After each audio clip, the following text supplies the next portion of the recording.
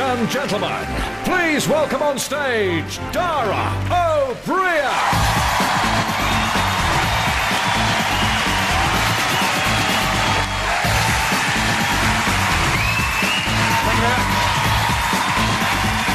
Thank you very much. Good evening, ladies and gentlemen. Hello. How are you? Good to have you here, folks. Ladies and gentlemen, welcome to the Hammersmith Apollo. Are you in good form? Very good. This is our big show tonight. This is our big set, which is supposed to look like the Hollywood Bowl, but in fact looks like the opening titles to Rainbow. That didn't work out quite as we planned it, because that makes me look like Bungle. It is a delight to be here. Good to have you people arriving in. Sorry. Hello. Good to have you here. I know it's mortifying, isn't it? Because everyone can see. It's awful, you know. But you try to do it as subtly as possible, which I think is impressive. Hello. Well, not even looking at me. I could be talking about anyone. How rude was that? Like, yeah. And his wife is now hitting him. Me? I was talking to you for the entire night you were doing that. Good to have you here, my friend. Sorry we had to start the show on time.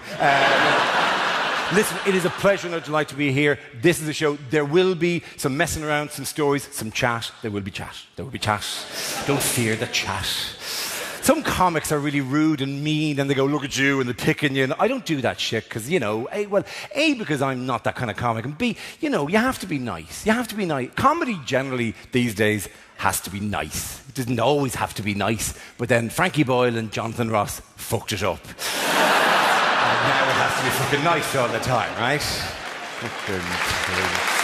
And it's gone ludicrous. It has gone ludicrous because all the television shows are really nervous about offending anyone. Oh God, I hope we don't offend anyone. I hope the Daily Mail don't get really angry about stuff that's said on the show. And it's gotten to a stupid extent. For example, I was on a show which you'd never think of this kind of context. This Morning. Do you know This Morning on ITV?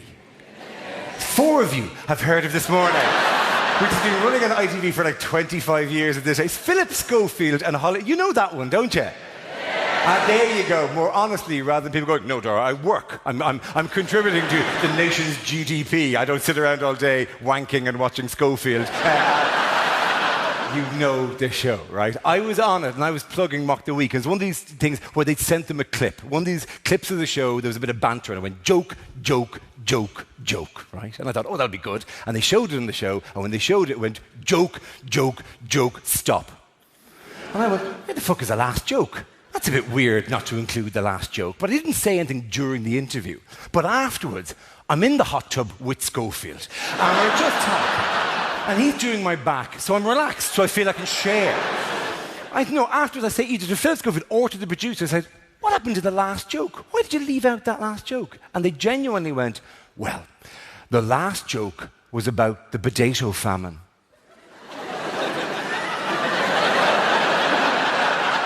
And the lawyers here felt it was probably better if we didn't include that joke. This is the Irish potato famine of 1845 to 1849. And I looked at them and went, that's probably wise, because I know a lot of those cases are still working their way through the courts at the moment. I know that in particular, Flaherty versus the Blight will be a landmark ruling. Equally, I wrote a newspaper article during the year and I was writing about something having become very popular and in sport, and I chose a metaphor for something suddenly to be very popular. I said, it is spread like, and the one I came up with is spread like swine flu, was what I wrote. Right? This is back when swine flu was hot, right? And I was fucked off when I opened the paper, and in the paper, they had changed it in the paper to, it is spread like wildfire. That is a cliche, my friends, and I don't use cliches. And I rang up and said, what did you do with swine flu? And your man said, Dara, people die of swine flu. And I went, people die in wildfires. People die in wildfires all the time. Not sure why they're getting less sympathy than the fucker with the heavy cold. That seems a bit relative if you don't understand. Mind you, I do occasionally self-censor. Tonight's show, for example, features no jokes about religion. I know, and this in a year where any sentence involving the word pedo and Nazi automatically is a topical joke about religion. And an easy one, but don't think we haven't gone to that well enough for Mock the Week. Anyway, sorry. No, there are no jokes of religion. There are a number of reasons for that. Firstly, as a topic, it bores the whole off me. I couldn't give a shite about religion, right? I am an atheist, although not an angry atheist. If you're into God, good luck to you. with the hoping. But... No, I'm only teasing, Should we have a bet? You can pay me money on the other side. What was that, chap? What did you shout over the punchline of that particular joke? Which is something I would like you not to get into your head as the thing to do over the course of the night. But fuck it, let's engage, fucker. Okay, so... What did you shout? What you go for, my friend? What did you say? Fuck PC, let's go for it. Yeah, let's fuck the PC brigade in there. Okay, yeah, you're right. Oh, those bastards with their manners and good courtesy. Not grabbing their secretary's arse or calling me Paddy. Actually, I'm all right with PC, a large part of it. Thank you very much. I don't have a problem with it. Oi, Mick, you fucking slag. Anyway, good to have you here, my friend. Nice to know that you're ready to get involved at a moment's notice with any kind of easy political rant that you'd like to throw out. You tell me how I'm doing on your fucking barometer. You wave your hand for the entire game, and you go, oh, you're going well. No, you're going too far this way, Dara. Oh, but now you're going the way. Oh, like that. Will you do that for me? But would you do it on the inside? Okay, so... No. The other reason I don't do jokes about religion, and this might be specific for right now and in this country, if you do the routines I used to do, like the Catholic and Protestant routine, or the Lord's Prayer routine, those ones, all lovely routines, right? But if you do them now, you genuinely get members of the Christian right coming up to you after gigs or online and going, oh yeah, they love saying this, by the way, they love saying this. Oh, you'll make jokes about the Catholics. You'll make jokes about the Protestants. But you won't make jokes about the Muslims, will you? No, you're not that brave to make jokes about the Muslims, are you? No, not that brave, Mr. Comedian Man, to make jokes about the Muslims. Oh, the Christians, they're an easy target, but you won't make jokes about the Muslims, right? They fucking love that. To which I always say, there are two reasons I don't do jokes about Muslims. A, I don't know a fucking thing about Muslims. And B, neither do you. But frankly... it'd be pointless. I could research and write the greatest Muslim-based material you've ever heard. Hey, what's up with the big golden horse that comes over the hill once a year and hands out cake to the kids? What's that all about? And you'd all be there going, is that a thing? I've never heard of that. Is that a thing? Oh, geez, you've really nailed the Muslims there, Dara. Well done. Congratulations.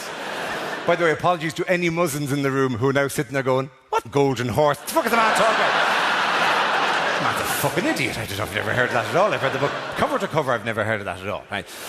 So there will be chat, there will be bits of random banter, and I will occasionally just bing, bing, bing, bing, bing, and go for it, for God's sake. Please don't be worried about in any way. For example, bing, just because you're right there, A1 in the middle. What's your name, champ? Simon. Hiya, Simon. Simon, good to have you here. Are you a local, Simon? I am a local. You're a London man yourself, Simon. What do you do for a living, Simon? Before you answer the question, here's an important point. If a comedian ever asks you, what do you do for a living? Don't worry about telling the truth. We don't give a fuck what you actually do for a living. These aren't the baby steps of a relationship. It's just, I'm not going to wake up beside any of you tomorrow morning and go, you said you're a pilot. That, by the way, is me after a one-night stand with an audience member. You know, vulnerable, but satisfied. So, because you'd be tender, Simon, wouldn't you? You'd be tender with me, right? And Simon, what do you do? You're a builder, Simon, like my father and my father before me. It's kind of an Irish say. Do you look at your soft hands? Do you have soft hands, Simon, or do you have hard, calloused hands from the placing of bricks? Calloused hands, are they, Simon? I'm looking at them. You're more of a man who manages builders, aren't you, rather than a man who does the building himself. Would that be safe to say, from the nodding from everyone who knows you in the front going, this fucker wouldn't know a spirit level if it came up and bit him in the arse. Simon, have you ever put a brick on top of another brick, have you? No, your wife says no. Your wife says you've never done any of this stuff. Where do you do most of your building? Is it houses or is it what is it you deal with? A variety. A variety? Oh, you build theatres. What the fuck is a variety?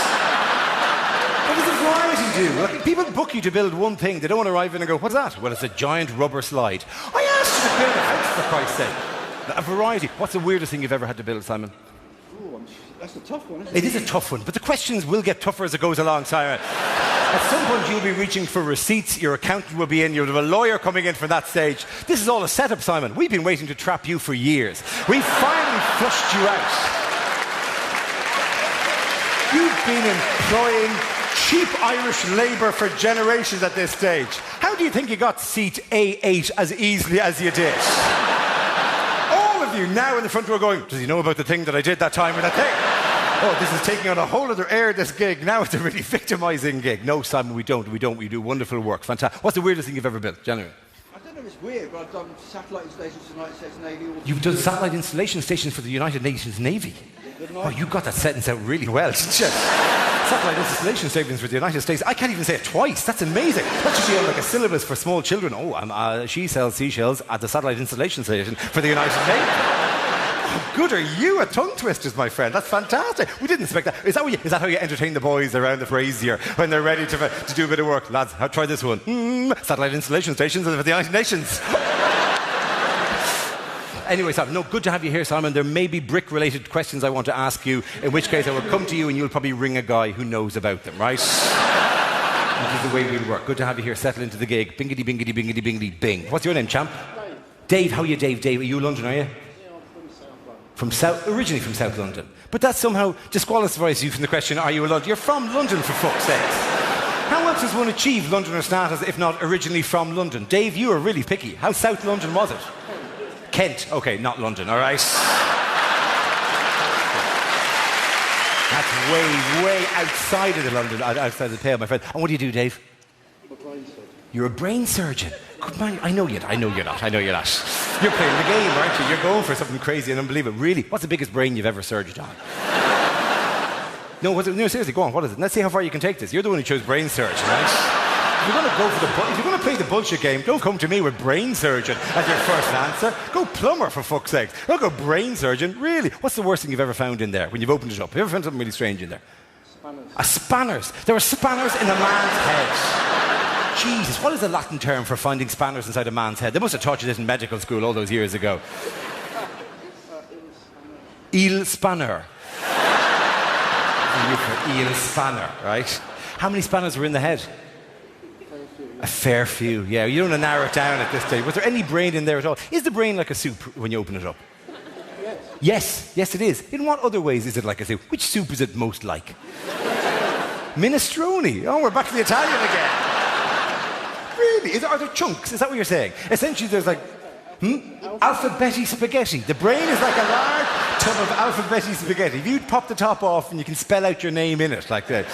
Is that the way it works? My God, the insights we're getting into the human brain is fantastic. It's a pleasure to have you here, my friend. A genuine brain surgeon. If anyone has any brain pain in the middle of the gig, he's here to deal with it. Yes, seriously, somebody with a headache, come to him and watch him go, no, I'm not. I'm not a brain surgeon as well. One last person to talk to before we go is a man who came in late. How are you, sir? Are you well? Fine, how are you? What's your name, sir? How are you, Des? Des, where are you from? Sudbury. You're from Sudbury. Okay, what do you do, my friend? You're a handyman. Really? Are you looking for a bit of work? Because I know a guy who has a building site and he has any request, and he would be delighted to have you there, thrilled to have you there, because he couldn't do anything, right? He couldn't wire a plug. Can you wire a plug, can you? Now and again. Okay, Grant. Oh, hang on, why, do you have lapses or something? Do you used to know how to wire a plug and then your head thing comes back? Because I know a guy who's a brain surgeon and he can deal with that as well. If you have kind of little things, right? There's a guy here called Dave.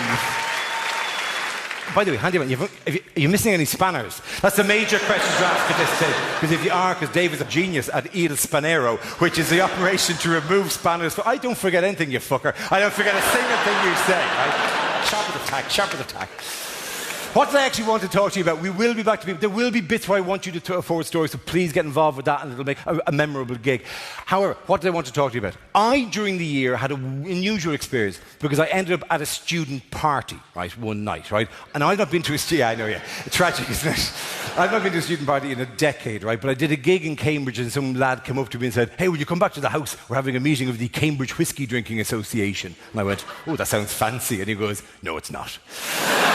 And all it was is these group of lads, and they all pitch in £4 each and buy a bottle of single malt whiskey, right? Like real student, but lovely guys, real comedy nerds. And I went back and was chatting to the lads, and during the conversation, I know there were 3 girls there, mates of theirs, all first year in college, about 18, 19 years old. And I'm chatting to the 3 girls about college life and this and that. And then I made an observation I hadn't actually formally made, which was that nothing was passing between me and the girls. There was no electricity, no vibe, no chemistry, no potential, nothing was passing. The 3 women were looking at me in a kind of a, this is very nice, I wonder who he's here to collect. Now, that is shattering, but I know it had to happen to something. Yeah, honestly, nothing, blank. It was as if I'd forgotten to turn on the Bluetooth in me cock. Nothing was coming off the girth. I wasn't looking for it. I'm married with a kid. I wasn't hunting it down. But nonetheless, it's slightly disappointed. You know, they weren't even registering a sexual device in the room. Nothing was coming off them, right? And similarly, about a few weeks later, I went to a doctor's appointment and I was checking with the doctor about stuff and I was chatting to him and I said, will you do an MOT on me? I'm in my late 30s now. Let's see how I'm doing. So your man does a big test on me, runs a load of things, and then comes back with a big, serious face on it. I said, what's wrong? And he goes, well, your cholesterol, he says. Your cholesterol is very high. Right? Now, my cholesterol was ludicrous. Pick a number and double it, type high, right? But I didn't know what it meant. And I went, what does that mean? What does it mean? And I looked at him and went, does that mean I've got butter for blood? That's what it means, I've got butter for blood, isn't it? And your man looked at me and goes, not quite. And I said, not quite? That was chosen as a ridiculous example. I expected to say, no, not quite. That wasn't the opening negotiation in a sister here. What is not quite butter for what? Spreadable? Margarine? What have I got in my veins at the moment? And your man looks at me and goes, I can't believe. And I said, what? It's not butter. Yeah. And he goes, no, I can't believe you're not dead yet. I've had a look at the figures. You should be dead now. Besides which, stop going on about butter. We've had this conversation for 10 minutes and you've mentioned butter 9 times. And every time you do, your eyes light up and you start to salivate. That could be the problem right there. But there is too. Firstly, this is an important thing. The 19-year-old girls, by the way, that if you've ever had a conversation that involved the word cholesterol, you don't get to wonder why the 19-year-old girls don't seem to be in any way interested in you, right? That's a good rule for life, lads, you know. If you're let's just put it this way. If you're using a special margarine, boys, no more 19-year-olds for you, right? Here's a rhyme next time you open the fridge. If your floor is blue, no 19-year-olds for you, right? But the other issue I went was, I said to him, what am I going to do? And he says, well, I'm afraid there are 2 things you can do. Plan A is a drug called statins. Now, we'll have all heard of statins by the time we die. There'll be one of these drugs like Dispirin that we'll have heard about. And it's, oh, my God, the statins this, statins that. We'll have all heard of statins. But your man goes, you take these drugs and you take them every day until you die. And I went, no fucking way, man. No fucking way. I'm a young man. I'm not eating myself into the situation where I need drugs for life. What's plan B? And he said, a harsh regime of exercise. And I said, let us urgently reconsider plan A. And in fact, I'm angry at the way you hid plan B behind plan A, knowing full well I would reject plan A out of hand, and then you'd spring me with a genuinely prickish plan B, right? No one wants to do the exercise. No one wants to be back in the gym on the machines that do this, or do something. While some prick from the gym in a little blue t-shirt with the logo sewn onto it goes, are you having a good workout? And you go,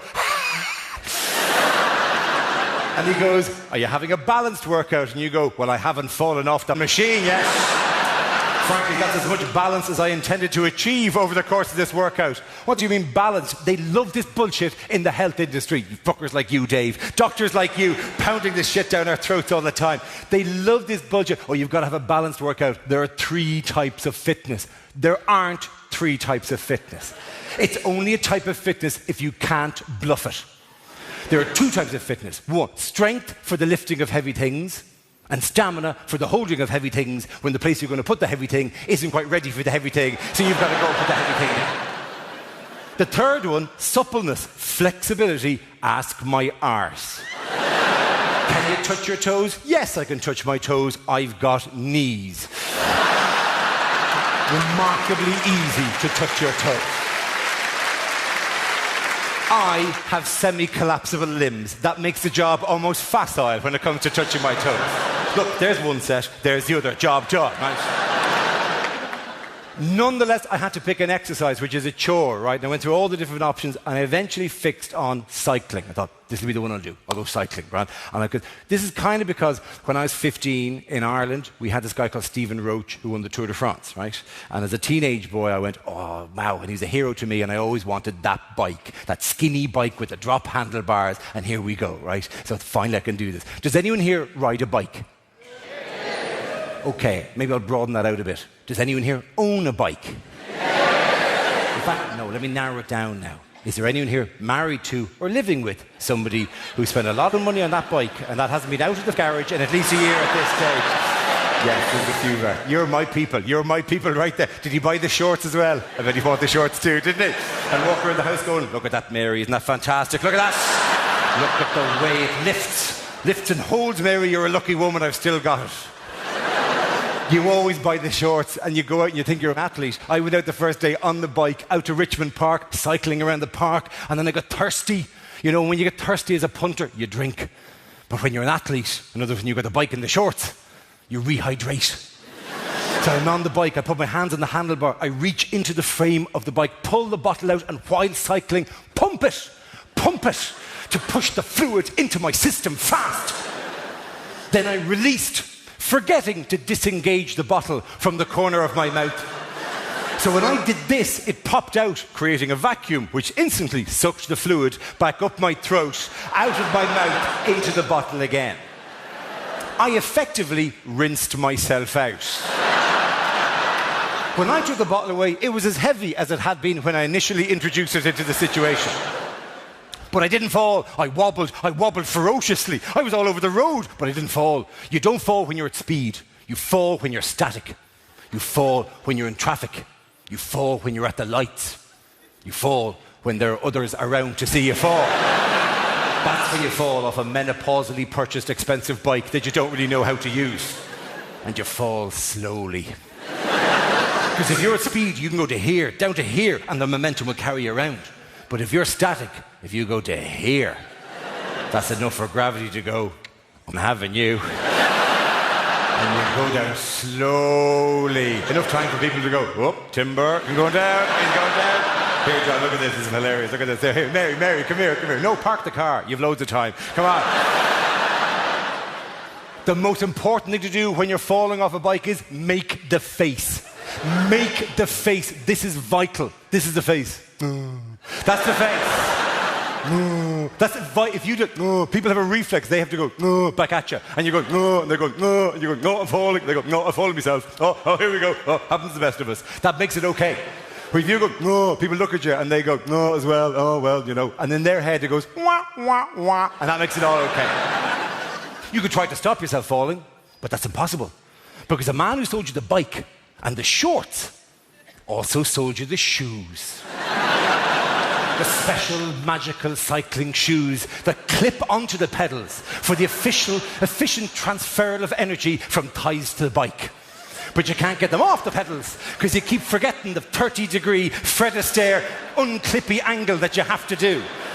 And you're falling off a bike, you can't remember that because half your brain's going, oh Jesus, you're falling! And the other half is going, make the face! So you kick furiously, but you're strapped to the pedals, so the energy goes down one pedal and then up the other pedal, and now you're shaking. You're making the face. But people are looking at you going, geez, he's having a fit. You're shaking all over the place, and they're going, who gave the epileptic a bike? It must have been the traffic lights that set him off.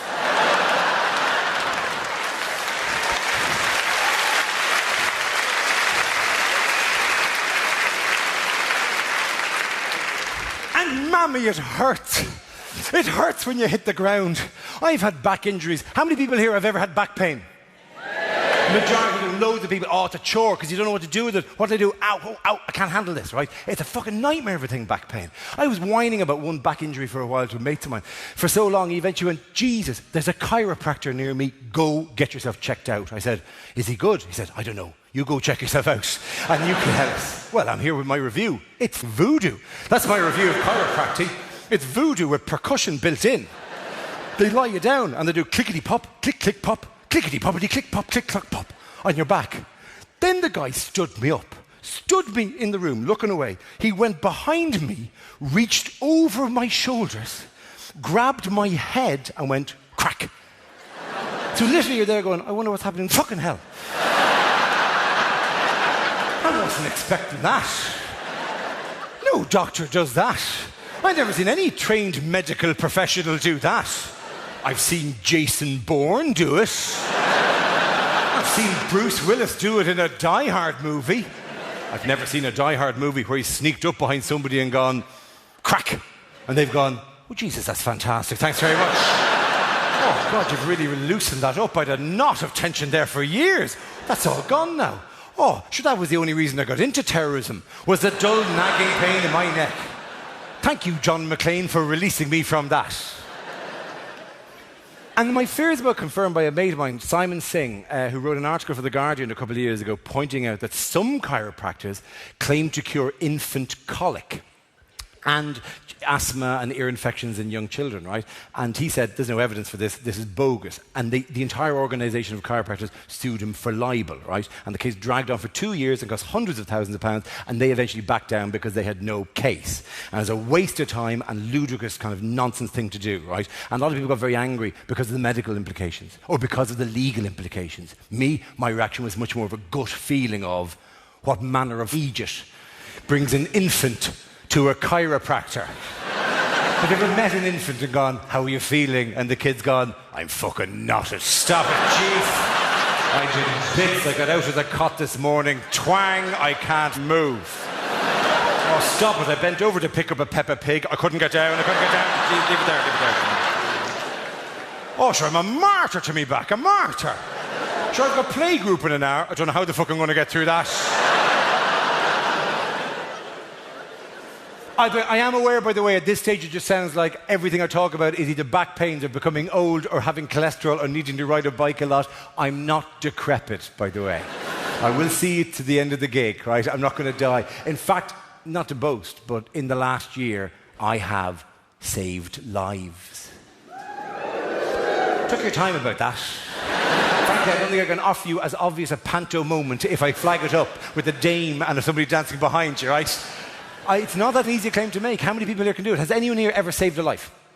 Yeah, obviously loads of hands go up, like you have. What do you do for a living? You're a fireman. Well, that's your job. So, yeah, I can't compete. Sitting at the front in the removable trousers, ready to shimmy down a pole. Go on, slide down that, you prick. Of course, you probably saved 3 on the way here today. You're probably juggling orphans. Oh, here, get them out of the fight. The only way to carry 3 babies at a time when the orphanage is burning down. I can't compete with you. You'll always win this game. I'm looking for punters. Who is a punter has ever saved a life? Okay, that woman there, what did you do? You saved a child. But from what? From a swimming pool. Oh, was it one of those mean swimming pools that creeps up on children and jumps on them? Was the child in the pool at the time? She fell into the pool. Were you in the pool? You were sunbathing near the pool when the child went in. Is it your child, by the way? No, okay, grand. And what did you do? You dived in after the child. That's the correct answer, rather than I looked going, Jesus, there must be a parent around here somewhere. Is it disgraceful the way some people raise their children today? All right, I'll get up, right. So you crossed over to the child. How deep was the water? Very deep. Yeah, give me a fucking number. Very deep. Where was this pool, by the way? Was it a hotel somewhere somewhere? He's in Ibiza, right? Okay. How deep is the water? 10 foot. A 10-foot hotel swimming pool, right? No one is believing that for a second, Pet. That you were staying at a hotel exclusively built for Olympic-class diving facilities. And with a child, a fucking 4 foot, wasn't it? It was fucking 4 foot. And you just did this. Get out of there now, right? That's the level of life-saving you've achieved, right? Isn't it? Was it the kiddie pool? It was the kiddie pool, wasn't it? It was the fucking... Okay, fine. Anyway, listen, well done. Give her a round of applause. She saved a child from drowning in a swimming pool. In that much of water, she risked her own life. She fought a torrent of water up to 3.5 foot deep to save that child. You're a legend, my friend. Who here has ever saved somebody? Who has ever saved a life? Go on. You, man. What did you do? You gave blood. Okay.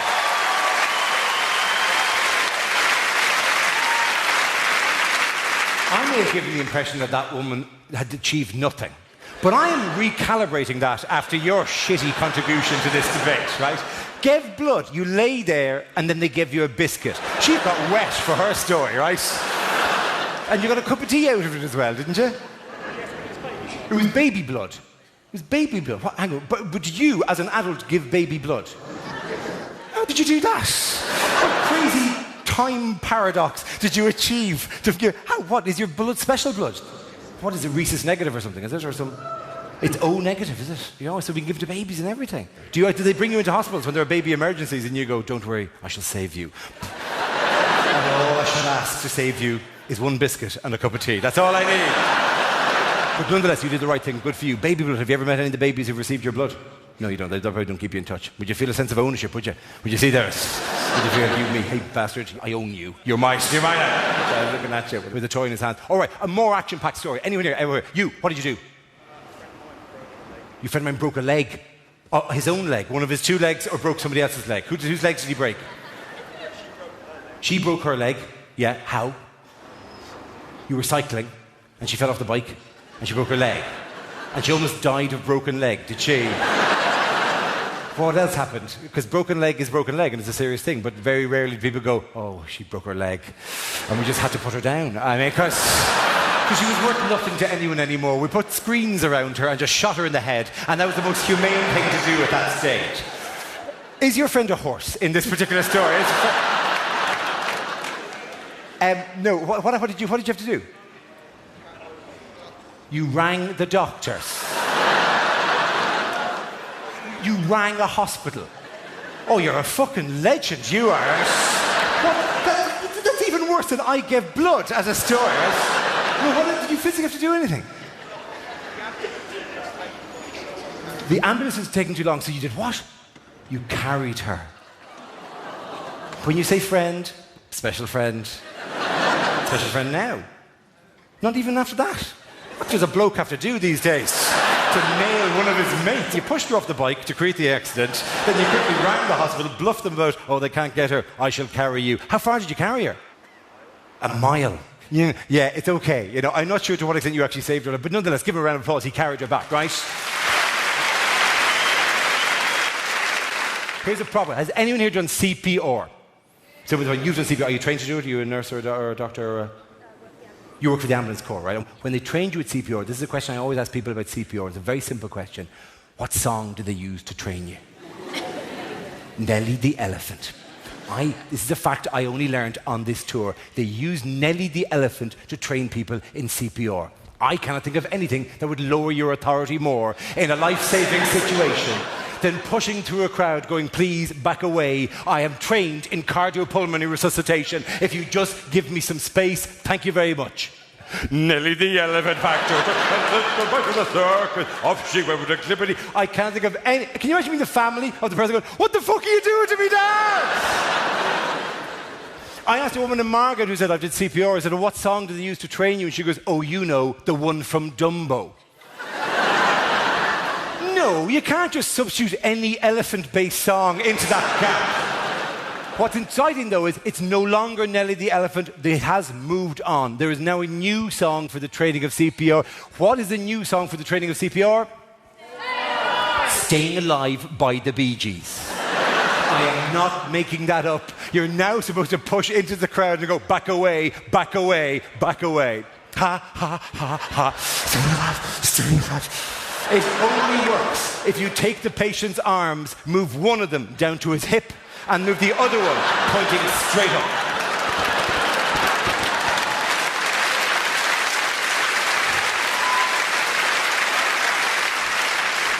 Don't get the wrong Bee Gees song.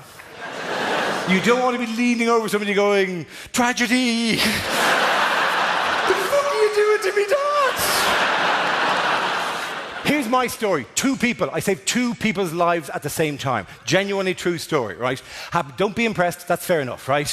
2 people in Piccadilly Circus Tube Station in London last summer. This is a complete true story. I'm on the escalator, the down escalator. I'm on my way down to the bottom. A woman at the bottom does a thing which no one has done in about 120 years, where she fails to successfully navigate that awkward transition between escalator and planet Earth. You know that little step-in, that little raise, she catches herself on that, click, and goes down, right? She hurts herself, bangs her knee. The bloke behind her doesn't have time to react. He clatters across her, injuring her more. The woman behind him has just enough time to step to one side and land beside her and go, oh my God, are you okay? And she goes, no, I've hurt my knee quite badly, actually. And then the 2 of them turn, look up and go, no! Because now I am being fired towards them at an incredible speed. Oh, they're fucked, they're gone, they're dead. There's no getting out of this situation. They're in an awful state. I'm going to be like a bowling ball and they are Skittles. I'm going to send them fragments of them all over the tube station. There's going to be blood and guts. No amount of baby blood is going to save these 2 women when I cut through them with my bulk. The 2 of them are looking up at me going, ah! Try to imagine the boulder at the start of Raiders of the Lost Ark. That's what I must have looked like to them as I'm looming over them, blocking out light, my shadow falling onto their faces. Ah! And they're going, ah, you're going to die, which didn't help the mood in any way whatsoever at that stage. You're going to die, ah! ah! And then I did a thing. I did an incredible thing. A thing that you know the time you saw the child in the pool and you had to save him. You know the time that your friend twisted her ankle that time when you're out cycling and you decided bravely to piggyback her all the way to the hospital, right? Anyway, I did a thing, an incredible thing, a once in a life, to save these women's lives. I did an amazing thing. I'm not saying you couldn't have done it. I'm not saying you wouldn't have the quickness of thought or that you wouldn't have the physical dexterity to do the thing that I did in that moment to save these women's lives. I did an incredible thing. I turned around and started to walk back up the escalator. Saving these women's lives. And startling the bloke who's now coming towards me in the same speed. Goes, what the fuck are you doing? And I went, no! And he went, oh, what are you doing? And I said, there's a woman injured. So he turned around, and now the two of us are walking side by side, just striding along. And we had to tell everyone on the... Oh, no, turn around, yeah, if you could turn around. Oh, for fuck's sake. Everyone on the escalator had to turn around. They're all just hovering in space. The entire escalator up to the top is just floating, going, for how long? How long are we fucking doing this? Right? I can only dream of how it looked to the other escalator. The genuine up escalator, which is rammed with commuters, just going past, going, this is the one. This is the one, lads. What the fuck are you doing over there? This is the one that goes all the way up. Are you lot salmon or something? What are you? And we were there going, saving lives, people, saving lives. This is what saving lives looks like. It's an incredible story, I accept that. An inspirational story, an amazing story. However, sometimes they're not that inspiring at all. First time I ever asked the question, a bloke in a gig here in London raised his arm and went, I've saved a life. I said, what happened? And he told an amazing story. Told the story of a time that he was on a jetty in a harbour and there's somebody stepping off a boat. And as they stepped off the boat, the water surged and pushed the boat out. So it was like taut. Right? And the guy stepped off into nothing, where the jetty had been was now back there, and now he stepped into the water, and he was going to die. Because what happens when the surge goes down, the boat's going to come crashing back in again, and is going to crush the guy up against the jetty. Your man wasn't having any of this. He ran over and grabbed the guy's arm and pulled him out of the water and plunked him down on the jetty beside him. Massive round of applause, huge spontaneous round of applause. I went, oh my God, it's amazing. I looked at him, that is incredible. And the guy went, nah, it's all right, I suppose. And I said, why is that not incredible? And he went, well, he was a prick. What are you going to do?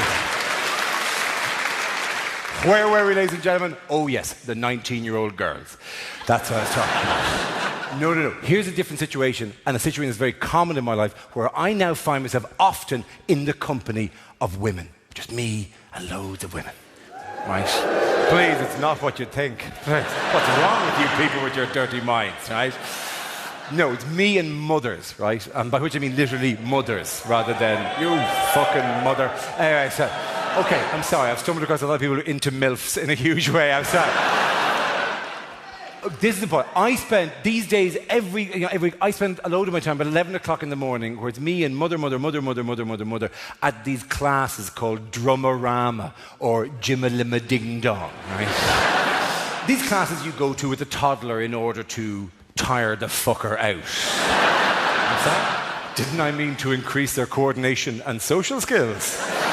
No, tire the fucker out so they'll sleep and you can drink some wine. And when I go, it is literally me as the only grown-up male there, and mother, and they look at you. Mothers look at you when you're the only man in a kind of what are you doing here? In our sacred mothering space with your penis. Obviously, implicitly with your penis, rather than, what are you doing with your penis? Put it away, for Christ's sake. It's Drumorama. They supply the drumsticks. There's no need to take that out. Collectively, I have to say this, mummies are bitches. They really are. Oh, I'm sorry. I had a mother walk up to me once at a swimming lesson and go, you may not change with your daughter. I went, how dare you? It's the most natural, normal thing for a father and a child to change together. Of course, I would change with my daughter. There's nothing weird about her strong. How dare you even imply that there's something wrong with that? And the woman looked at me and went, it's the woman's changing room. When I looked at her and went, who are you to place such structures on a child's mind? Why don't you and the other mummies just go back to the showers and I'll just sit here and finish my cigar? So I don't go to swimming lessons anymore. No. I now go to soft play areas, which are these arenas which are specially built and all padded so the kids can run into things and not hurt themselves. And then they run into each other. And you're outside with some stranger parent and you have to do this real, ooh, ooh, ooh, are they okay? Are they grand? Are they okay? Are they fine? Are they all right? Oh, are they all right? You know, oh, bit of rough and tumble. Doesn't do them any harm in the long run. A few tears now. It'll be fine. It'll be grand. It'll be fine. It'll be grand. That's what you say. But on the inside, you're going, boom! My kid pwned your kid. You turn into Don King of the Bouncy Castle. Get that loser out of here. Who's next with my child? I either go there or pet shops, which are, of course, a free zoo. And people who work in pet shops know this. And they look at you going, you're not going to buy a thing, are you? When you walk in, you go, no, I'm not buying a thing. Look at the fish. Come on, look at the fish. Go on, look at the fish for half an hour because Daddy's hung over to fuck. So you look at the fish for a while while I rest my head in a terrarium. Now, I'm aware that it is actually slightly risky for a comedian to talk about these kind of topics, right? These are the ones that actually can alienate people because there are a lot of people at a certain age or don't have kids, don't want to hear about this, right? It can look mawkish or sentimental, and that's not what I'm kind of trying to achieve. And particularly say, well, let's go very, very, very, very young. You two there, right? What age are you two? 14, and you? You're 14 as well. Okay, grand. Let me just lighten to you. Right, now, you are perfect, right, at this kind of thing, because you're teenage boys. 14-year-olds don't want to hear something, but I'm sorry, am I interrupting your recording illegally of my show?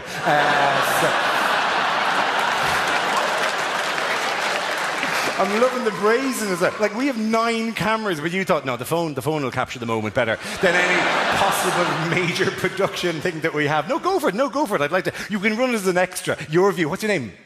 Okay, Johnny. Is it Johnny? Yeah, Johnny. We'll have, as an extra, Johnny's view of the show, which is like that. Just constantly, every time I look over, it'll go down. Like, no, Johnny, you're going to use you as ambassadors for young men in the audience, right, just for a second, because you don't want to hear stuff about babies. I know that. I know that you don't want to hear that. That's not as rare an instinct as you might imagine. How many people, this is a test I run every night, how many people in this room think babies are cute? Okay.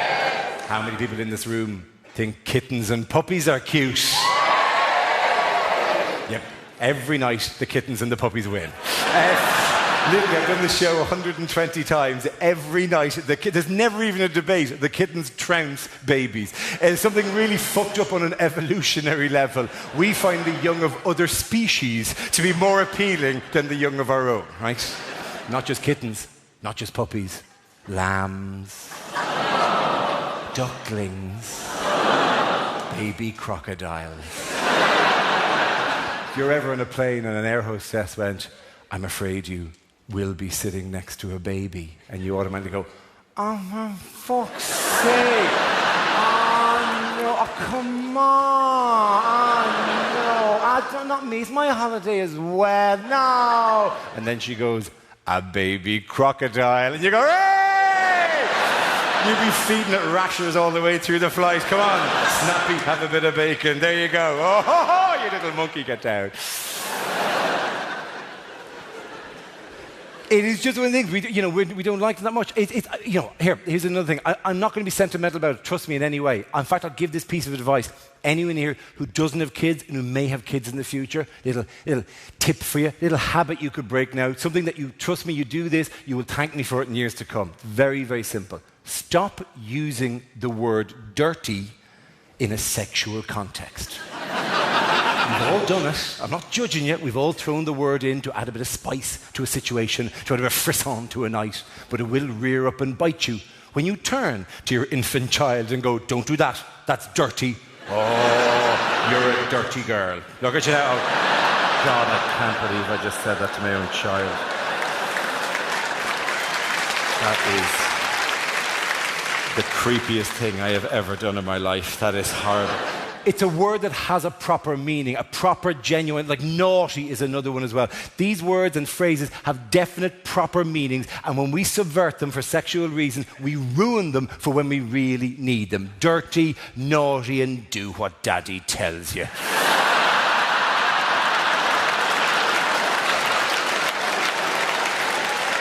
So no, not sentimental. But I might be slightly nerdy in the next little bit. Is anyone here, are there any nerds in the room? Okay, loads of nerds, good stuff. Don't fear us, non-nerds, we're gentlefolk. I myself am a nerd. I did a degree in science a long time ago, right? A degree I still get credit for in chat shows or on QI. They go, oh my God, you did a degree in science. And I have to go, yes, I did. Don't ask me any questions. A decade and a half ago, I can't remember. You can't keep trading on this stuff forever, right? You know this if you've ever played five-a-side football. If you ever play five-a-side football, there's always one bloke going, well, yeah, I had trials semi-professionally when I was 14. And you're going, really? Because you're not 14 now, are you, fat prick? You've kind of bucked out a bit in the last 25 years. 14-year-old you would be useful, we could send them down the wings, but you've kind of, get in the nets and block shit. That's all you're good for now, right? But it does still, get me angry about things like whatever. For example, the last show I did, right, I had a 10-minute routine about homeopathy and what a crock of shit homeopathy is, right? I don't have any homeopathy jokes in this year's show because I feel if I dilute my homeopathic material, it'll become much more powerful. If you got that, you're a nerd. All right, so now, what got me angry this year, and in the last couple of years, it's been to do with the babies, right? Because the amount of quasi-scientific bullshit that's peddled at new parents who don't know any better and are easily frightened is shocking about when the child should sleep or cry or eat or what you should play to it and what you should play with it. It's a horrendous industry, even before the child is born. Right, now, my two young friends, hello, how are you, right? I'm going to talk about a thing called an antenatal class. I'm taking a wild guess here that you don't know what that is. All right, say that right now. You have a vague idea? It's, you've seen it, maybe seen the films where there's like there's a circle of pregnant women and they're breathing, and that's the one. That's an antenatal class. In this part of the world, the classes are run by a charity called the National Childbirth Trust, very commonly known by the abbreviation NCT.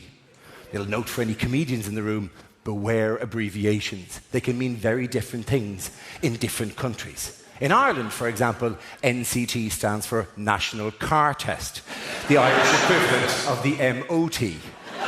I, like a fucking idiot, forgot that and walked out at the start of this tour and said, so I brought my pregnant wife for an NCT. And the whole room recoiled in horror, as if to go, why would you do that? Why would you walk her into a garage and go, Jesus, the handling has gone on this. She's all over the road. Mind you, the headlamps are better than I've ever seen them. Don't do anything about them. Now, you don't do this course because of any of the information involved. You can get that on a load of different sources. You do the course because you'll meet other new mothers. And it is vital for new mothers having their first baby to have a network, a support structure of other new mothers also having their first babies at the same time in the area so they can share with them their total lack of aggregate knowledge or experience. Right? It'd be like the rest of us having a computer help desk that we'd ring up and go, help, my computer's fucked. That sounds terrible. It is. How are you? I'm all right. Bye. That's the level of care they can offer each other, right? The course, by the way, is also run by midwives. Now, midwives are fabulous people, do wonderful jobs. But some midwives are surprisingly political. Some midwives think they're in a turf war with doctors. In a don't let the doctors near you kind of a way, because some midwives seem to have mistaken doctors in their head for Sweeney Todd, the demon barber of Fleet Street. Actual quote from a midwife, don't let the doctors near you with their knives. Actual quote, as if the process isn't scary enough without thinking doctors are ready to lash out randomly in dark corridors. The course is also taught in that tone that I can't stand, that, okay, we're all here together. We're all just taking our first steps on an incredible journey of life. At one stage she goes, no surnames, no job titles. What you do outside this room isn't important right now. We're all the same here. We're just new parents taking our first peek into a wide new world. Try to ignore the large bald man off the telly sitting in the corner of the room openly taking notes for use in a future routine. all I could do to keep sane. We had, she would do things like she handed her a homeopathy kit, for labour pains. And it came around to me and I went, oh, ingredients, water. That'll be handy when you're screaming the place down. Imagine all the screaming probably dries your throat out a bit, right? And then she gets to some of the genuine signs. My two young friends here, for example, there is a hormone in a woman's body called oxytocin, right? Now, oxytocin is a hormone released during lovemaking. It is also the hormone that regulates labour, right? The woman is talking about this, and she says, oxytocin is best released in a quiet, dimly lit, nurturing environment where there are no loud noises or sharp sounds. And you're going, it's not a fucking badger.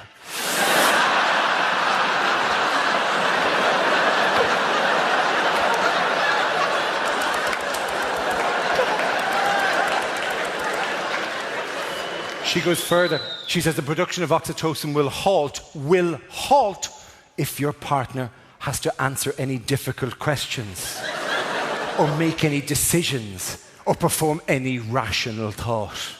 And we were all sitting there going, well, that sounds handy, doesn't it? If you're going to labour in a shopping centre or up a mountain, oh God, I've gone into labour. Pop quiz. Oh, fuck, it stopped. Nice work. Presumably you can stave off labour using only a Nintendo DS and a copy of Dr. Kawashima's brain training regime. And then she gets to a major issue. Oh, lads, you'll know nothing about this, but I'm going to say something here that you'll have never heard of before in your life. Never heard of this. But when I say it, watch out for this. When I say something in about a minute's time, every woman in this room is going to make a noise. Every one of you will make this noise, and I'm not proud of the noise I'm about to make you make. It's not a good noise I'm going to make you do, but there's good stuff just beyond the noise. There's gold, but there's a noise barrier, and you've got to make the noise to get through that barrier, right? During the process, there is a point where a decision may have to be made. I cannot apologise enough. Between a tear and a cut. There's the noise. There's the noise I've heard 120 times so far in this tour. The noise and also the hands. If it's any comfort to you, there are two 14-year-olds who haven't a clue what just happened. Who are sitting in the front row going, what, do they have to cut them out of their jeans? Is that what happened? Is that? We get to this important point, and the woman is discussing it, and in her full-on, don't let the doctors near you way she goes, obviously, she says, you should choose the natural path. Which is a debatable point, right? But to back up this stance, to back this up, unbelievably, she goes, besides which, she says, besides which, a tear heals better than a cut. I'm loving you for that sound. That is exactly the sound we made at the time of, huh? What? What? That sounds what? That sounds counterintuitive at best. I turned to my wife, who is a surgeon.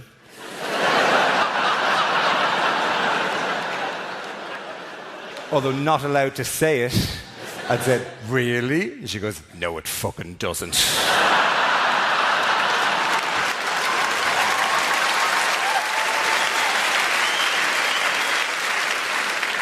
the stupidest thing I've ever heard in my life. What does she think we've been doing for the last 250 years? I said, well, do you want to correct her on this? If I correct her on this, I've got to correct her on everything she said for the last day and a half. Let's just get the email addresses and get out of here, right? A friend of mine summed up brilliantly. A mate of mine, himself and his wife had just been through the whole thing, and I was talking to him a few days later, and I said to him, oh my God, she said an incredible thing. She said, a tear heals better than a cut, and your man goes, oh yes, that's very well known now. In fact, most surgeons these days, for the initial incision, will use a bear.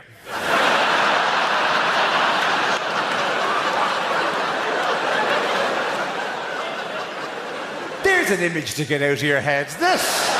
Dr. Bear to Theatre 3. Dr. Bear to Theatre 3. Rah! Rah! Rah! Rah!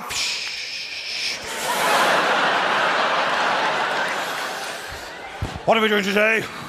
Appendectomy. Stand back. Goodbye. Rah!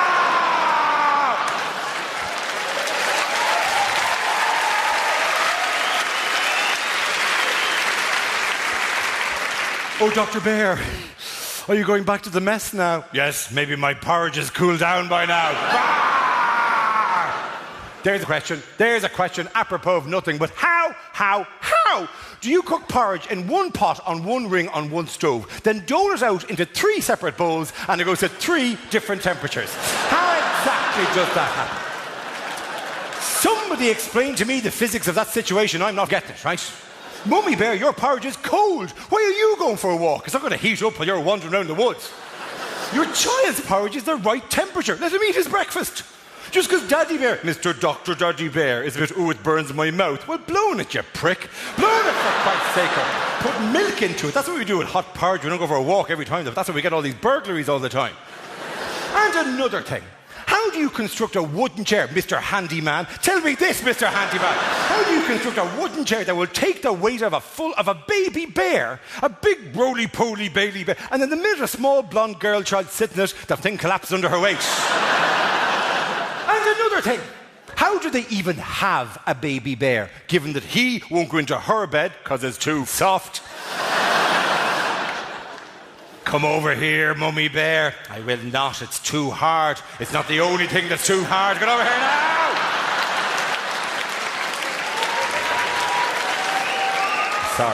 I'm sorry. Let's go back to the room. We're in the quiet room with the midwife and all of the couples, right? And then a thing happens, and this is word for word the way it happens. I love this story. Every time I tell this story, 120 times now, I can see his face. Right? So we're in the room with the midwife, and she does quite a clever thing, where she reads out a list of all the physical changes that will occur in a woman's body over the course of the pregnancy, so that the women there can go, that happened to me, or that happened to me, and it'll demystify them. She goes to her list. She goes, some of you may have experienced constipation. And in the corner of the room, one man raised his hand.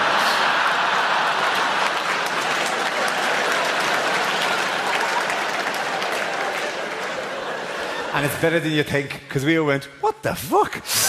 Even in the middle of it, what the fuck? And your man goes, we've had that. You can imagine her face, the look of I don't think we had that. We've shouldered many burdens together over the last 8.5 months, but frankly, constipation wasn't one of them. We all just about recover, and a minute or two later, she's going through the list, and she goes, some of you, she says, some of you may have experienced sore nipples. Up his arm goes again. No one can look. Everyone's going, don't look at that. That is the funniest thing that has ever happened. That man's nipples are sore because his wife is pregnant. Look at your shoes. Don't fucking look. I will die laughing if I look at that man earnestly with his sore tits because his wife is pregnant. Oh my God, that is the funniest thing that has ever happened. Me, I'm checking me nipples. I'm just flicking out. I'm just seeing if I'm one of the lucky ones. I've dodged a bullet, I'm all right. I'm saying to my wife, this is actually quite pleasant. This might get me through the labour, to be honest. And we're all going, oh God, do another one. Because we know this game is about to end. We're about to break for lunch. It's like 12:30 on the first day. When we break for lunch, that couple are not coming for lunch with any of the rest of us. She is dragging him away to the farthest cafe she can find, getting the rustiest fork she can find, and ramming it into his thigh and going, nobody else was sharing information about their partner's arse or tits. Why are you telling them this stuff? You better zippity for the rest of the weekend. We're going, do one more. And your one only has 1 or 2 on the list. She's almost at the end of her list. And she goes, some of you may have experienced unusual discharge. And the whole room just went,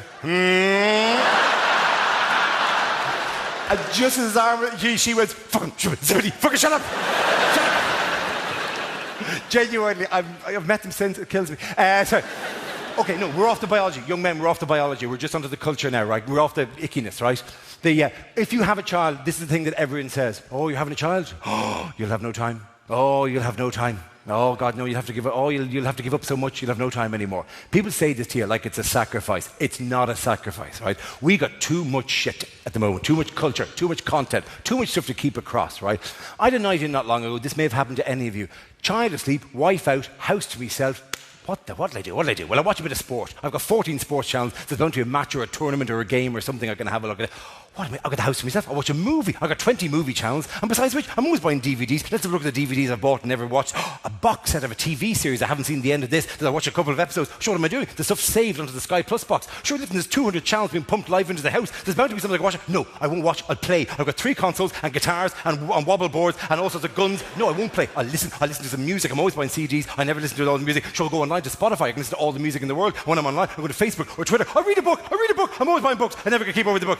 In the end, I watched the last hour of RoboCop.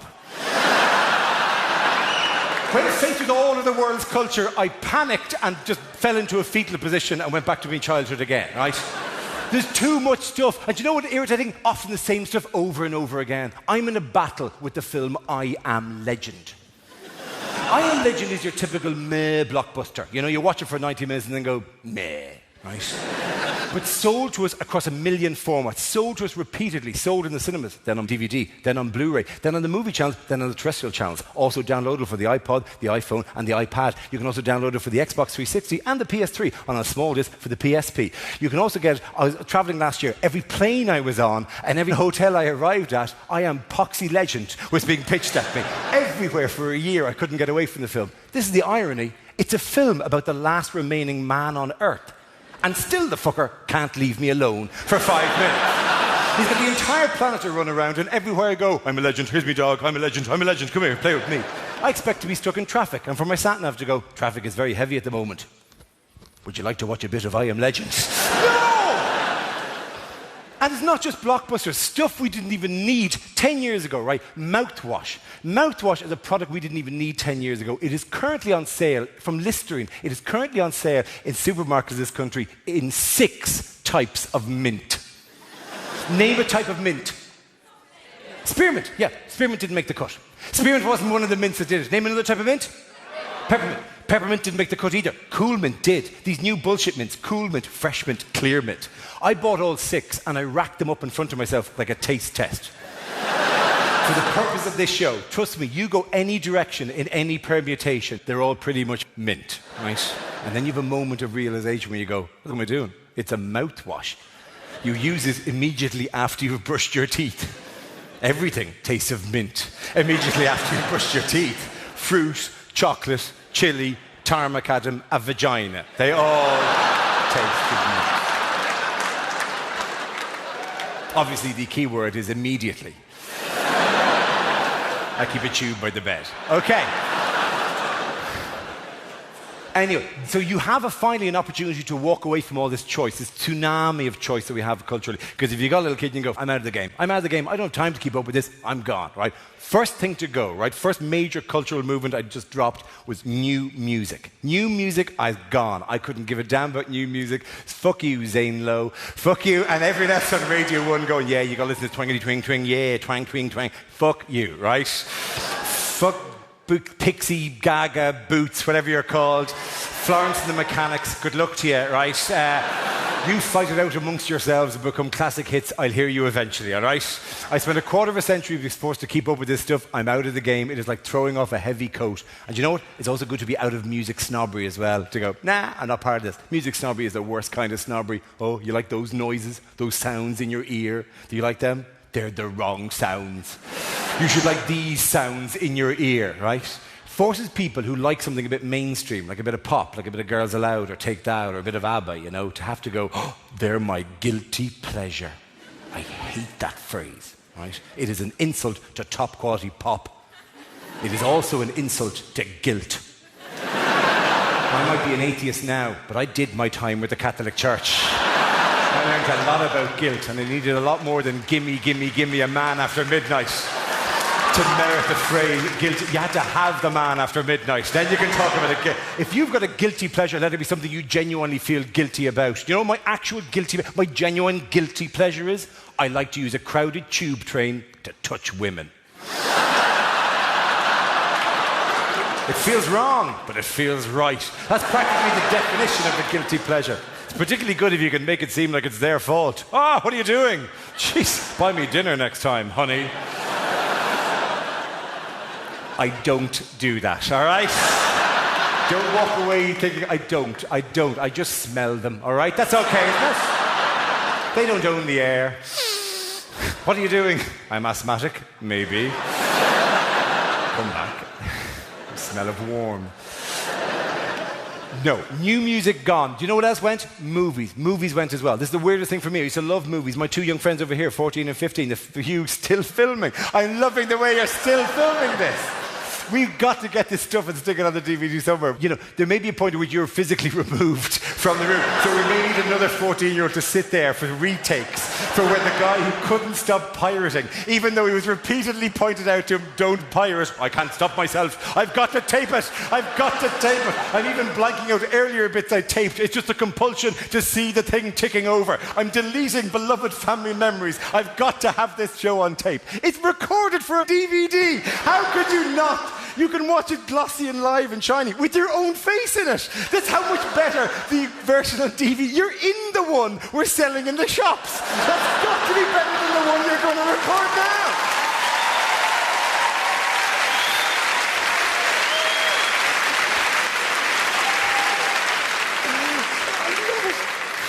And I know the minute I talk to you, he's got it out again, hasn't he? He's taken it out again. I know, it's ridiculous. Anyway, that was the best bit to record, and you've chickened out for that bit. That was definitely the bit to have. Anyway, right. No, if you're your age, sorry, a technical question. Have you seen The Godfather yet? Yeah, have you seen Dog Day Afternoon? Yes, Dog Day Afternoon. Doesn't ring any bells. Have you seen Taxi Driver yet? Oh man, you got stuff ahead of you. The two of you got such gold ahead of you. Incredible movies that you have to watch ahead of you. It's going to be brilliant and you're going to love it. And there's so many of them. There's 1970s American independent movies, 1990s American independent movies, 1980s French and continental movies. Then, of course, you get to 38 and you've seen them and you're stuck with just a giant shiny robot flinging Megan Fox to a styrofoam wall, right? And it kind of doesn't measure up, really, you know? You're kind of going, and 3D, ask my arse, 3D, right? I'm sorry. Here's my take on 3D, right? They tried in the 50s, they tried in the 80s, they're trying in 2010, once every 30 years. It's like tuberculosis. It flares up once a generation and you have to zap it with some antibiotics and get on with your lives. That's what you have to do, right? Don't get me wrong, Avatar. Ooh, Avatar, what a premise. It picks up where Titanic left off. In as much as half the cast are blue.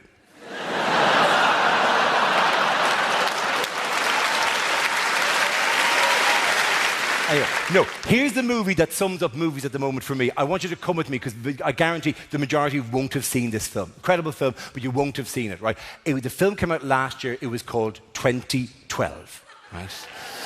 Now, how many of you haven't seen 2012? Okay, right, a good number. Right. 2012 was an apocalypse movie. It was an apocalypse, end of the like a disaster movie. It was the most insane, over-the-top, ludicrously apocalyptic movie. Entire cities tilted and fell into lava. It was just ridiculous, you know. Obviously, you know, you didn't see us dying, right? That's one of the things about American disaster movies. You know you're dead somewhere in that movie, but you never see it, right? You just see the Hollywood sign and the New York skyline, and they're all destroyed. You never actually see us. I think you could localize them now. You know, you could put a thing in when the DVD comes out. You know when you put a DVD in the first time and it asks you the language you want, like English, Francais, Suomi, and you're always tempted to click on Suomi, you know, to see what play is in Suomi, but you're afraid you'll get trapped in an extras menu in Suomi and not be able to navigate your way back out again. So you chicken out and you press English, right? They could do that. You could say, I'm watching it in scroll, London, right? And then you'd forget about it. But an hour and a half later, there'd just be a scene where a bloke runs in and goes, Trafalgar Square is fucked! And then runs out again.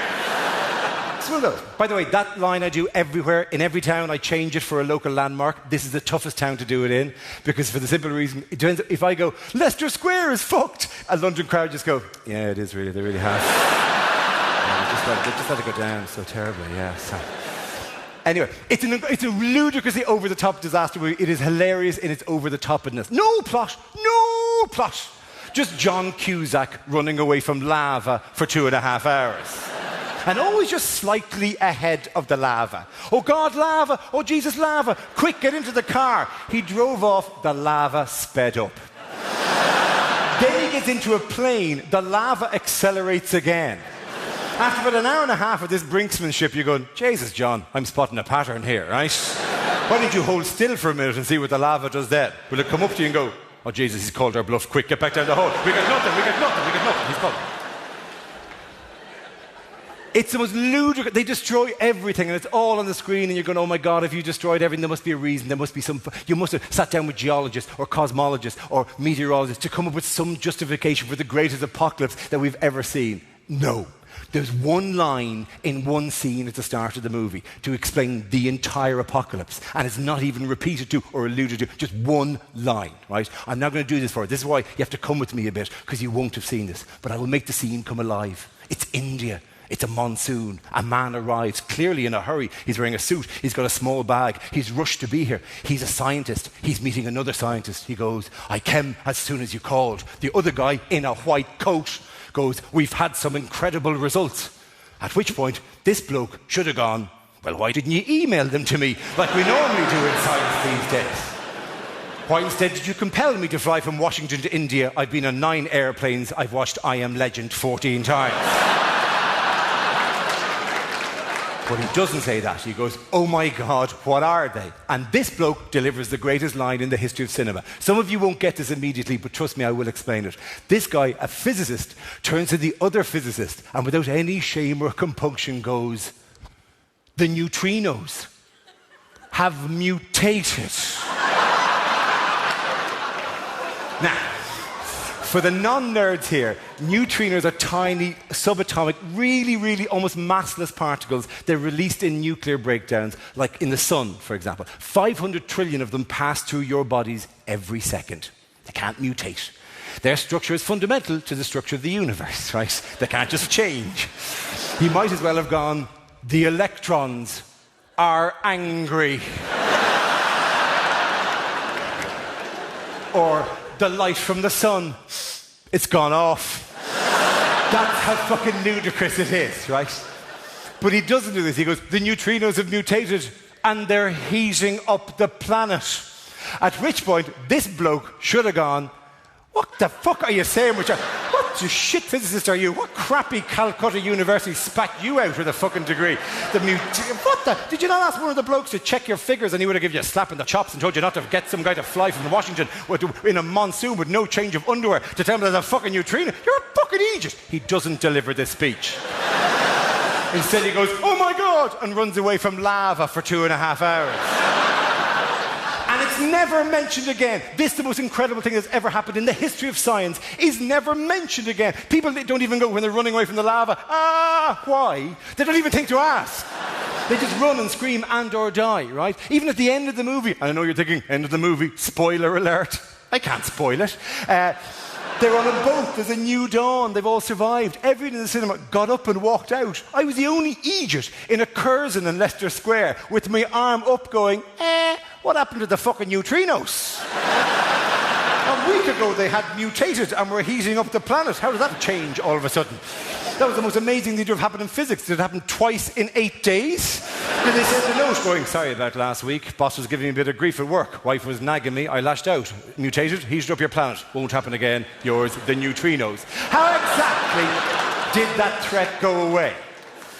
And then you're kind of going, if you're just going to make shit up, if you're just going to suspend all logic, then go for it. Jesus, go for it, right? If you're just going to go wild, then go wild. With the tiniest of changes, you could have a genuinely amazing movie. Same opening scene. Rain, man, suit, bag, I came as soon as you called. Other guy goes, we've had some incredible results. This guy goes, what are they? If at that stage, with the tiniest of changes, this bloke had just gone, the Latinos have mutated. And they're heating up the planet. Now, there's a movie. 2.5 hours of running away from Gloria Estefan. Oh no, the rhythm is gonna get me. Quick, get into the car. Who's out in the rear rear view mirror, it's Ricky Martin. Bam, bam, ba-da-da-da-da, da-da-da-da-da. All over the world, mariachi bands erupting out of the earth's core. La cucaracha, bam, ba-da-da-da-da-dum. And the ending. The ending will be the greatest ending in the history of cinema. They're on the boat. It's a new dawn. They've survived the Latino apocalypse of 2012. John Cusack looks at his wife with love in his eyes, and she looks at him with love in her eyes. Then mounting horror as she raises up her arms and she realizes she's got giant, multicoloured ruffled sleeves on and a set of maracas in her hands, and she just goes, tequila! And John Cusack goes, no! The end. Now that's a fucking movie I'd pay money to watch.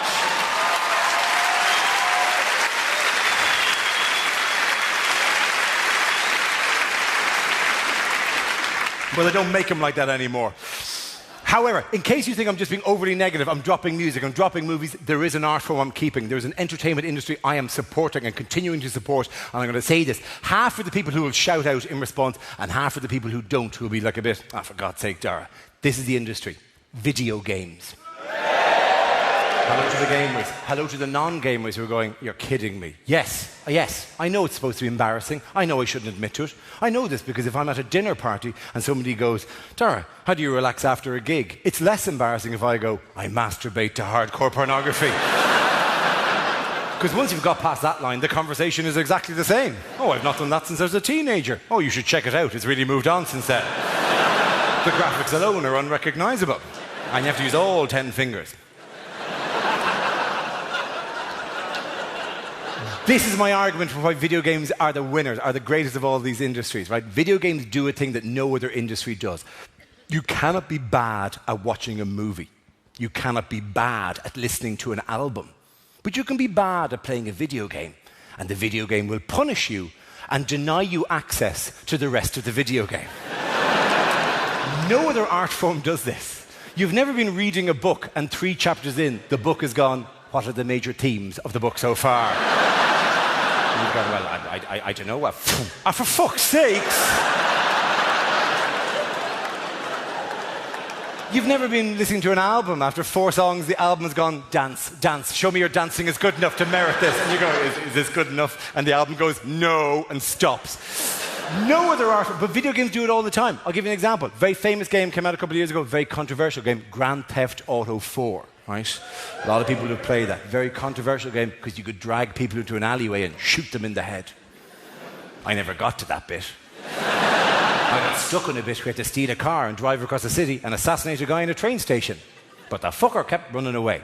So I had to steal the car again and drive all the way back again. But you couldn't drive quickly because there was a toll booth in the middle of the route and you had to slow up at the toll booth and pay the toll. Trust me, 6 or 7 attempts at this, you're in your front room, in your pants, going, I'm in fucking traffic.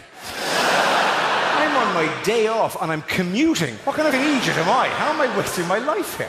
If I lived in Liberty City, I'd buy a flat near the guy I had to assassinate and I'd fucking walk to work.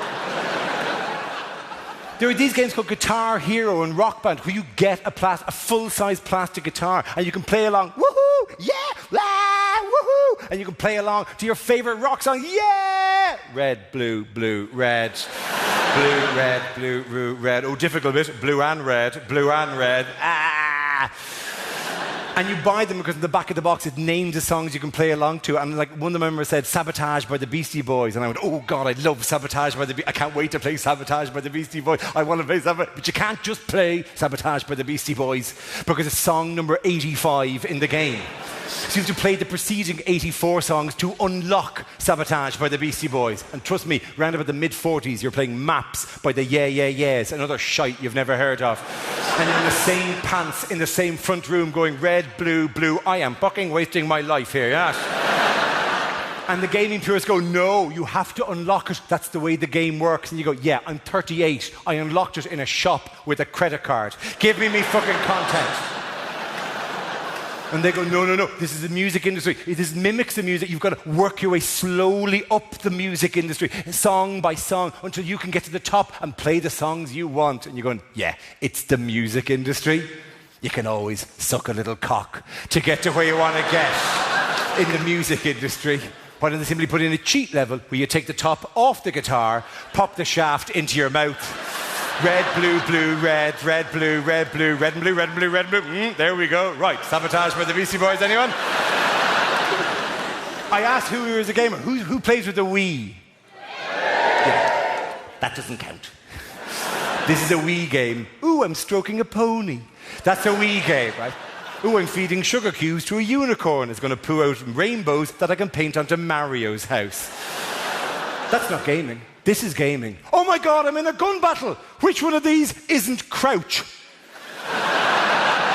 Every game involves crouching. You're always behind a little wall or you're behind an oil barrel. You're always crouching. But they put the crouch button in different places on different games. And you get panicked in the middle of a space marine laser battle and you're just pressing any button at all. And before you know it, your soldier is just waddling around the battlefield. Just looking up at you. Going, press anything, anything. Not toggle maps. There's a game called Metal Gear Solid and you play a character called Snake. And when Snake dies, the camera pulls cinematically up from him and the man that Snake has been speaking to on his comms unit goes, Snake, Snake, Snake! Every time he dies. When I play as Snake, he dies a lot. But the man's sadness seems undiminished by the regularity with which he has to mourn Snake. You think once or twice he'd just go, Snake. You'd think there'd be some sort of debriefing session where they go, Jesus, Mick, you're very fucked off about the death of Snake, weren't you? Well, he's one of the best agents we've ever had. He was not, Mick. We've looked back over the mission logs. His behaviour in the field was erratic at best. He spent most of the time just waddling around the battlefield for no fucking reason. He'd just be waddling into corners he didn't know where to go. He'd be toggling maps, then weapons, then items and weapons, then maps. He tried to put his maps into his items and his weapons into his items. Then he had to get behind that. He couldn't get behind it. He kept running at it. He kept running at it repeatedly. He ran at it once, he missed it, he had to run around again in a little circle. He tried jumping at it, Then he tried touching it, then jump and touch, jump, crouch and touch. Then he looked up, then he hit a crowbar, then he looked down, then he dropped the crowbar, picked up the crowbar, weapons, weapons, crouch, not crouch, weapons, items, crouch. Then a robot attacked him, he gave him his fucking rations. The worst agent we've ever had.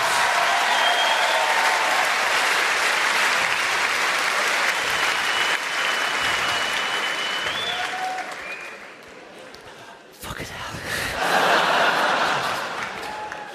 Some routines have a natural finale, a punchline. Others just end when the comedian gets exhausted, jumping at an imaginary piece of video game scenery. And well aware that maybe 25-30% of the people in this room have spent the last 5 minutes going, jump, crouch, touch. What was he talking about? The man's a fucking idiot. It's not even making sense anymore.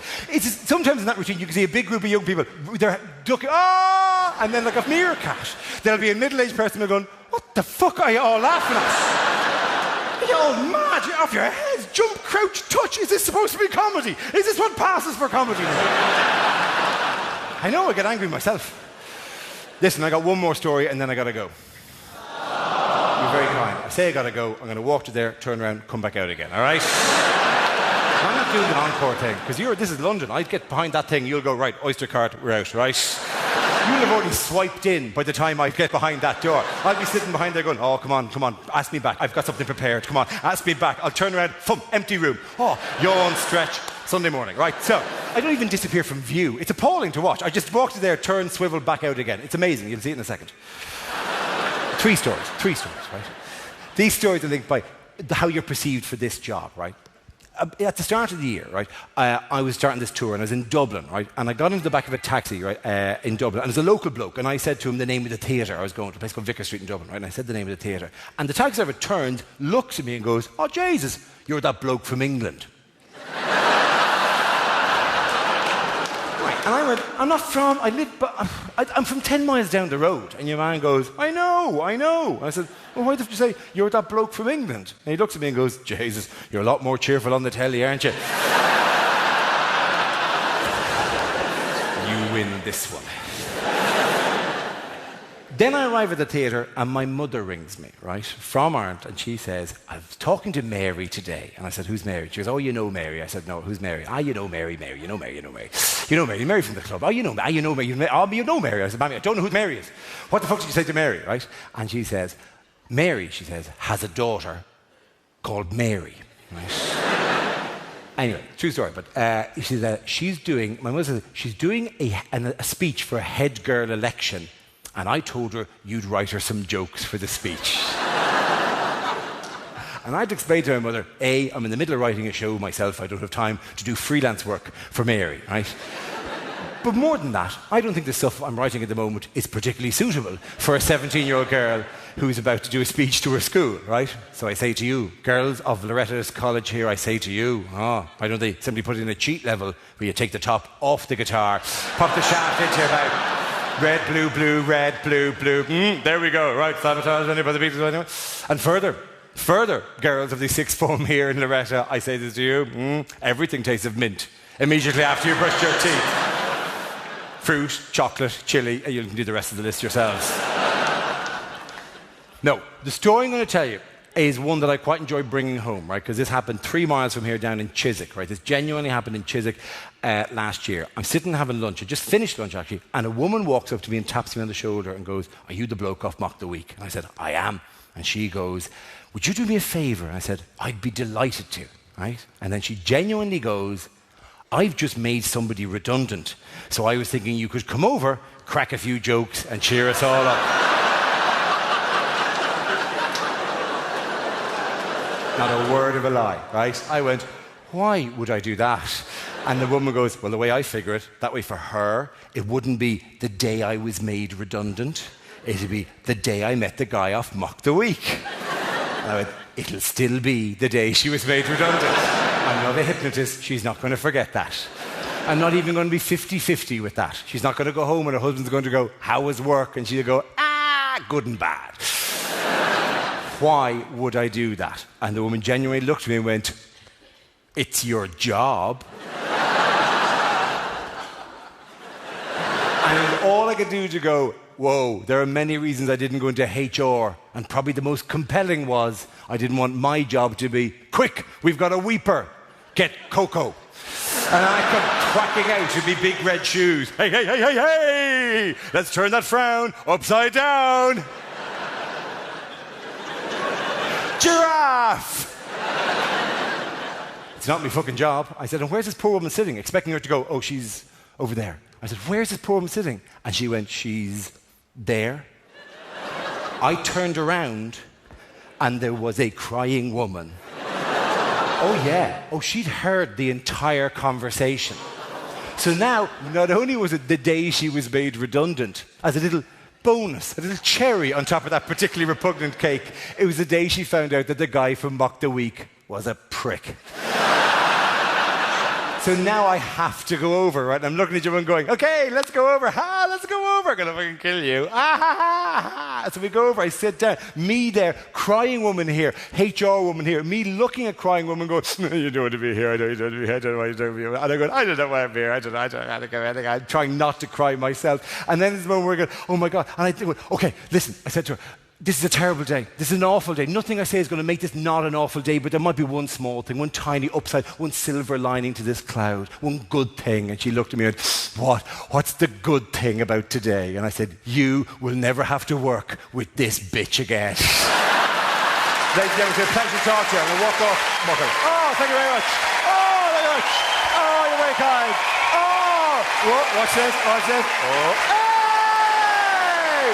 Oh, my God. Oh, that's amazing! Oh, you people! Oh, that is touching. You know, that is genuinely unexpected. I was in the ice bath. The limo was ready to run. It was incredible. But you're still here, and you wouldn't leave. You know, you got the whole petition together. That was incredible. How quickly did you do that?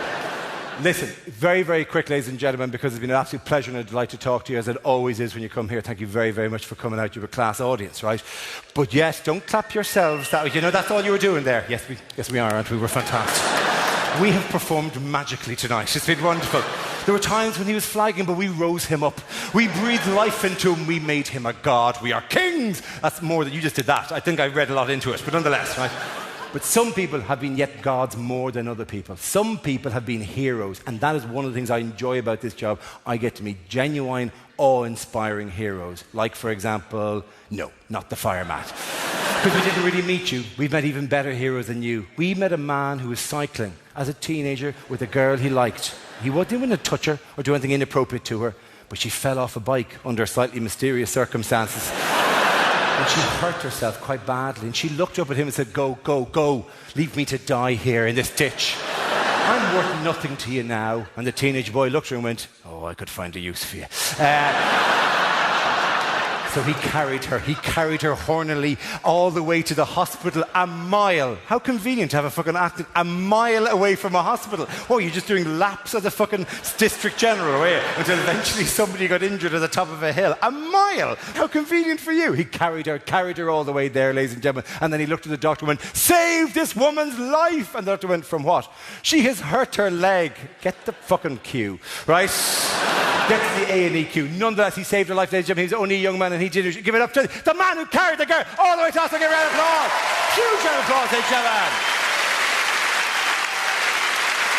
It's one thing, saving the life of a woman, but to save the life of a baby, of a tiny baby whose blood is magical blood, special blood must only be drawn from unicorns and special fairy dust clouds. And that guy, that's where they get one guy they don't even use his blood, they hold it in an altar.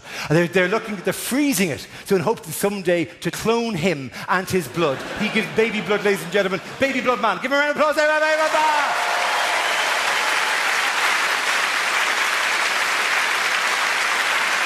That wasn't incredible. Who among us has ever fought 4, maybe 5 feet of water? As a child, struggled for life. And we had important sunbathing to do on the 2 weeks I get off. I don't know why I have to waste my time saving children, but she broke away from her holiday, ladies and gentlemen. She broke away to save that child's life. 3 feet of water she waded through to find that child. And then she lifted the child up and carried him the 6 feet to the edge. It's not a heroic story, right? We should have spoken to the fireman. But these decisions are making in haste, ladies and gentlemen, and I'm making the best of it, all right? So give it up for the woman who saved the child for the child! But if you can save a child, you can save an entire nation. You can save more than one nation. You can save all the nations combined. Because when nations are combined, they have to build some sort of listening device. And when they need a listening device, they build a man who builds anything. He'll build anything. He'll build towers, he'll build huts, he'll build anything. But most of all, he will build the most difficult thing, the most difficult tender to request at a building planning meeting. He will build secret satellite installation for the United Nations. He's the one man who can do that. Give it up for Jimmy Dara!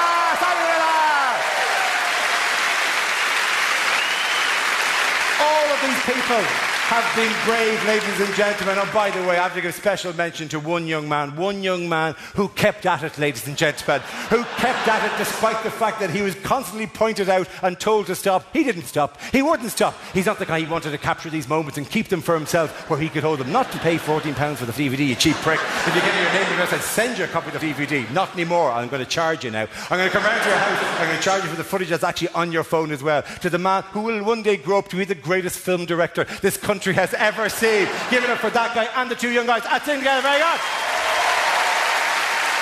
All of these people are heroes.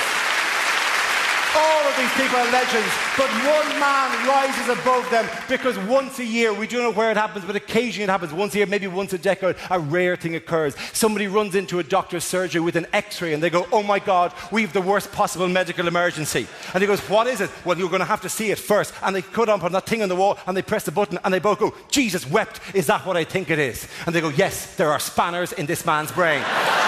And they go, who can deal with this situation? And he goes, I know a man who invented the technique for removing spanners from a brain.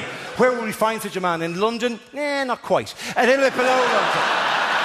He is the forerunner of the exclusive Il Spanero technique. They only know him as Dave the brain surgeon. Give it up for Dave the brain surgeon. You are the legend. Ladies and gentlemen, it's been a pleasure to talk to you. I'm Dara. Thank you very much. Good night. Goodbye. Good luck to see you again. You're very kind. You're all legends. I love your work. Thank you very much. Good people. Oh my God. What is that music? Oh my God. What is that Latino beat? Oh no. Oh.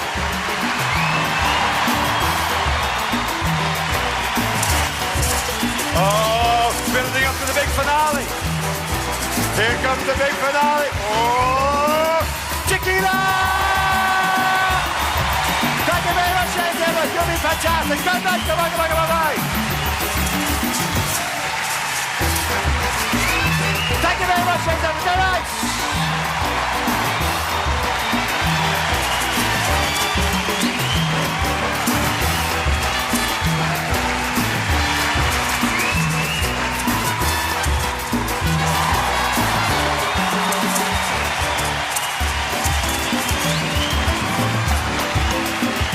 Right, normally this would finish right here, right?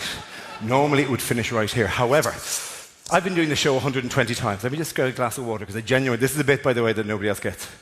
Not the drinking water bit, everyone gets that. It's very rare for me not to get a little bit thirsty when I'm roaring and shouting at a crowd for 2 hours, right?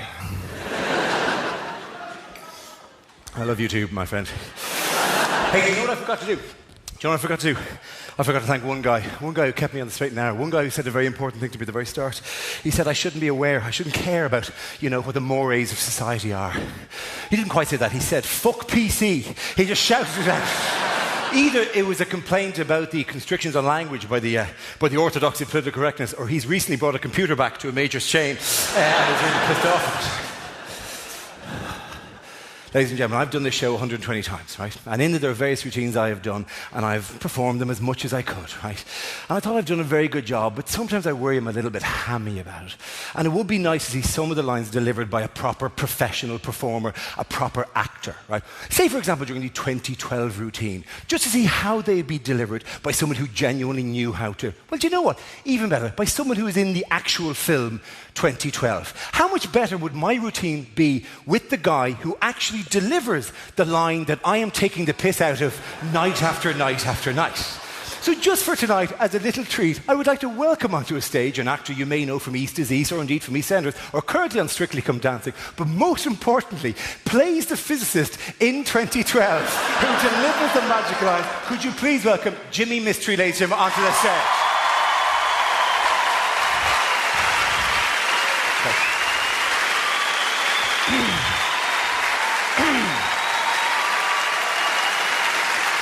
Tonight, for one night only, myself and Jimmy will now recreate that routine and all of its important moments. Picture the scene. It's Calcutta, it's India, it's a rainy day. A man arrives in a suit with a bag. He is a scientist. He has travelled great distances in a hurry to be here. He is meeting another scientist. He goes, I came as soon as you called. The other man says, we've had some incredible results.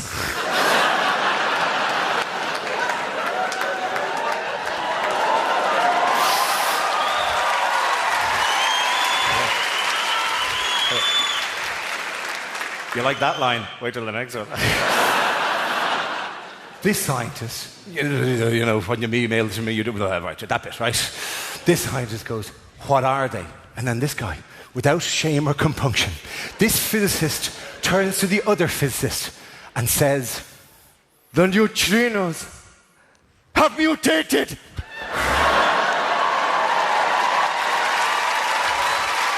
That's good. That's good. Oh, you're going, what a ridiculous line. He might as well have said, the electrons are angry. Or even, the light from the sun, it's gone off. You're actually doing it better than I do now. How much better would the film be if this was the actual ending? We've had some crowd, this guy goes, what are they? If at that stage, with the tiniest of changes, with the most itsy-bitsy, tiny, weeny-whiny of changes. If the physicist said this, the Latinos have mutated.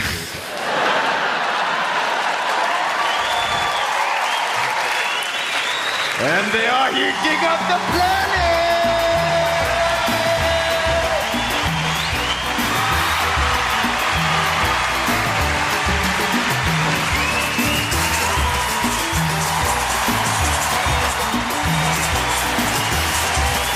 Okay, big finale, big finale! Oh, big tequila!